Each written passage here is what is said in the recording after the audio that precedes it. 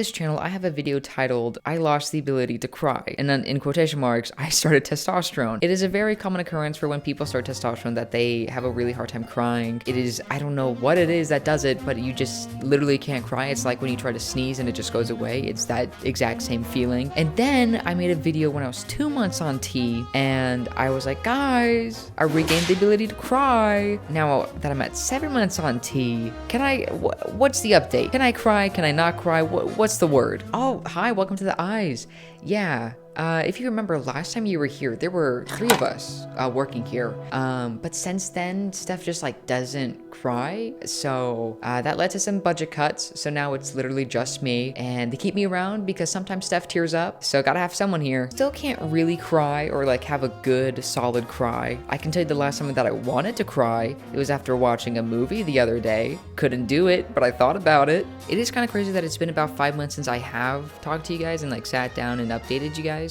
So obviously I'm making this video for self-documentation purposes, and so I can look back on this in a few years. And 2, this video is just here for anyone that I could help. I do have a very fun, exciting update to share with you guys, and that is I'm going to be getting top surgery on January 5th, 2024. I will be making an entire video all about that and sharing information and go into a lot more detail then, but I just wanted to share that real quick. So I think one of the most noticeable changes that you guys have noticed has been my voice.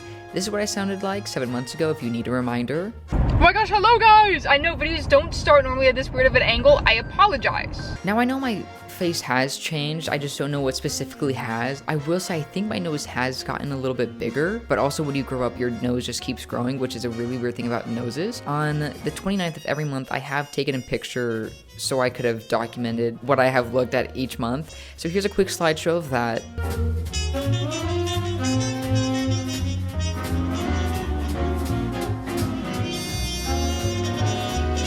One thing I do want to note is that I took most of these pictures at different focal lengths, and your face looks different at different focal lengths, so take it with a grain of salt. Also, there's been fat redistribution. I don't have any great pictures to show you of it, but just note that it has. My appetite has grown a lot. I used to sometimes wake up hungry. I almost always wake up hungry. Food is like the first thing I think about when I wake up. And what does it tend to be? I crave bacon. I just want some bacon, some protein. That's the main thing. I always want some type of protein, and I get it now. If there's not protein at the meal, I don't want it. Also, I think I might be getting a little bit taller. I'm not exactly sure. My knees have been hurting, and I don't know if that's just my knees hurting. I also have been working out, so it also could just be me being sore from doing leg day. Do your knees get sore from leg day? On an update about acne, it's not been horrendous to deal with.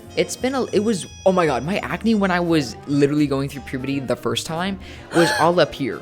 It was all up here. It was so bad. But luckily, I have not had any acne up there. It's just, if I have gotten acne, it's been around, that area, the area where you get hormonal acne. Another thing has been my peach fuzz. I literally shaved the other day. It's really not that bad though. I will say though, I used to only have 1 razor and now I own 3, and they all have their own purposes. Another thing I have experienced is I've gotten more body hair, and it's getting thicker and darker. Literally, I had one random dark hair on my bicep for a few months, and then more came in. It was really weird. Well, I don't want to say weird. It was interesting. Nothing that I'm going through is weird. It is normal and good. Now, sometimes what people don't always talk about when giving updates about this is the mental or psychological changes that you go through. Now, before I started testosterone, I don't exactly remember the mindset that I was always at, except for that I was just yearning to be on testosterone and for changes to happen. And I was hopeless a lot of the time and didn't really think about my future a whole lot. So guess you could say I was maybe a little down in the dumps.